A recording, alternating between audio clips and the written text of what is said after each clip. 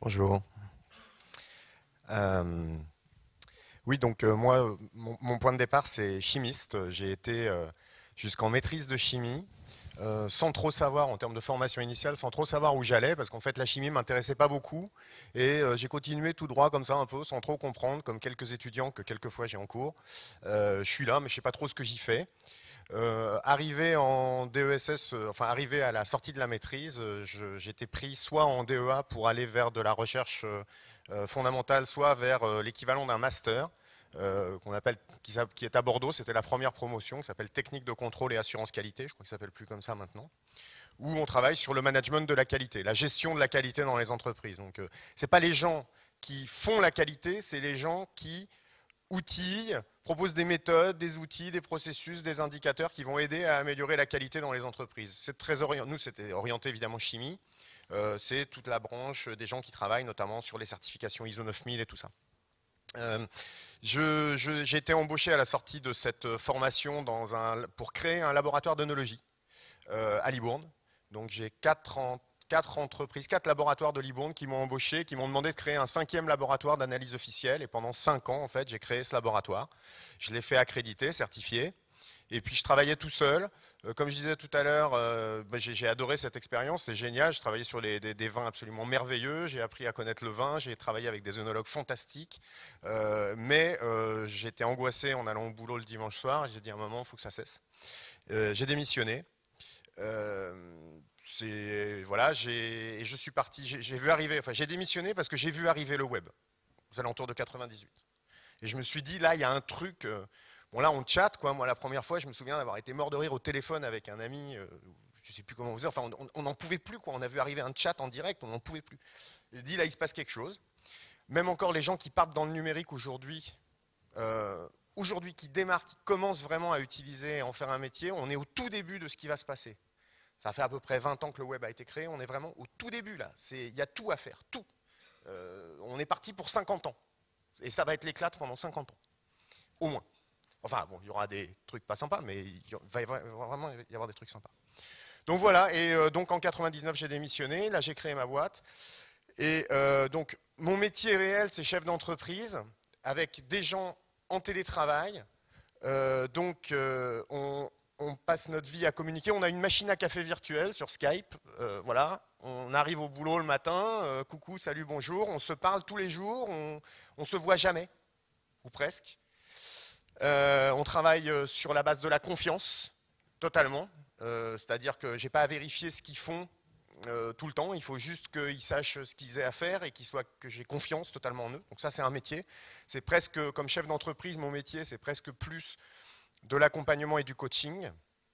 Et à côté de ça, donc l'expertise qu'on a développée sur la société, c'est la qualité du numérique. Donc là, j'essaye de faire émerger un métier en formant des gens depuis à peu près une dizaine d'années au métier de responsable qualité web. Donc en gros, ça va être des gens. Alors, il faut savoir que dans l'industrie, vous prenez n'importe quelle entreprise de plus de 40, 50 personnes, vous demandez le responsable qualité, on va vous le flécher. On va vous dire, voilà, tu vas voir ce type-là, c'est lui qui s'occupe de tous les process, c'est lui qui est responsable devant le client de la qualité. Mais vous allez voir une entité, n'importe quelle organisation qui travaille dans le numérique, les startups de 20, 30 personnes, les agences, moi je travaille avec des agences de 100, 200, 500 personnes, vous allez les voir, vous leur dites, il y a un responsable qualité? Ah non. Ah ben tiens, qu'est-ce qui se passe? Donc il y aurait une différence entre l'industrie, qui serait des gens sérieux, et puis les gens des agences web, qui seraient des gens qui travaillent, on s'adapte tout le temps, etc. Donc notre métier, nous, c'est de faire émerger ce métier de responsable qualité web qui va être les personnes qui vont amener des checklists, des méthodes, des indicateurs, de la communication, de l'accompagnement sur la vente des sites internet, de la rassurance des clients, de la conception de cahiers des charges. Voilà, donc là on a une quinzaine d'agences dans lesquelles il y a 15 responsables qualité, parce que pour nous c'est la base. Voilà, avec des gens qui progressivement se forment à ce métier. C'est un métier émergent. On est pour l'instant pratiquement les seuls à le porter. Voilà. Je ne sais pas où on en est en temps. On va regarder, il te reste 3 minutes. Ah oui, j'ai pas vu. Super. Putain, je regarde tout le monde. Qu'est-ce que je voulais vous dire? Oui, alors la particularité de ce métier, il y a plusieurs personnes qui l'ont dit avant, c'est que si jamais vous voulez un métier où vous avez un certain nombre de compétences que vous allez utiliser en arrivant le matin au boulot et les déployer, vous avez besoin d'un certain nombre de compétences de base, mais l'idée qu'elles soient stabilisées et qu'elles soient valables sur la durée, ça va être très très compliqué. Il faut aimer être remis en cause. Moi, périodiquement, tous les 2 mois, ça fait 15 ans que je suis là, 15 ans que j'écris des articles, que je fais des conférences, que je me présente, que j'essaye de faire avancer le sujet, et je vois arriver des petits gars de 17, 20, 22 ans qui débarquent, et je les regarde, je me dis, ils sont plus doués que moi. Là, il y a quelqu'un qui va parler derrière d'ergonomie, d'expérience utilisateur, vous allez voir, il est très costaud. Vous voyez arriver des gens, et en fait, on n'est jamais en sécurité sur ces métiers-là. Vos savoir-faire sont jamais sécurisés. Alors, si vous aimez un peu être remis en cause tout le temps, avoir des trucs nouveaux, c'est des métiers qu'il vous faut. C'est génial. Mais il y a un vrai lâcher-prise par rapport à d'autres métiers où on a un savoir-faire. Moi, avant, j'avais des choses vachement cadrées dans mon laboratoire. On construisait, on stabilisait. Et là, en fait, tous les jours, merci Laurent Pierre, on casse les savoir-faire, on en invente des nouveaux et on est en insécurité permanente. Il faut aimer. Tout le monde n'aime pas ça. Mais ça caractérise, je pense, pas mal nos métiers. Et après, sur la direction, je crois qu'il faut finir comme ça. Il me reste 1 minute. Le fait de travailler en télétravail avec des gens là depuis 15 ans faisait que je ne peux pas faire du management. Donc je fais de l'accompagnement. Et là, depuis le début de l'année, je me suis rendu compte que j'aimais vraiment bien, je suis devenu mentor pour les Launchpad Google.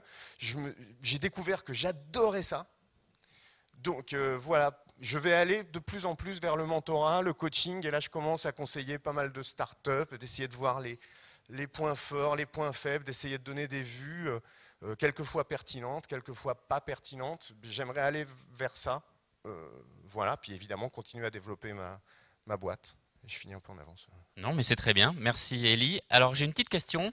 C'est un point qu'on n'a pas abordé, mais qui est... Alors, c'est pareil, hein, c'est la marotte un peu, c'est en développement, en expansion depuis 15 ans, 20 ans, même 40 ans, le télétravail. Donc, toi, ton entreprise est totalement en télétravail. Donc, c'est amené à se développer normalement, si ça se poursuit comme ça. Quel conseil donnerais-tu à un jeune qui postule dans une entreprise et qui va lui dire tu travailleras chez toi ou dans un télécentre, mais en tout cas, on ne se verra pas. Comment le jeune doit aborder la question du télétravail, puisqu'on n'est pas préparé à ça. On n'est pas préparé à rester chez soi toute la journée en chaussons. Surtout pas en chaussons. Surtout pas en chaussons. Voilà, quoi. Mentalement, comment ça s'appréhende le télétravail? Je lui dirais bonjour jeune. Alors, non, ça demande une prise de responsabilité en fait. C'est vraiment une personne qui va se mettre à travailler en télétravail, c'est une chance fantastique, je pense.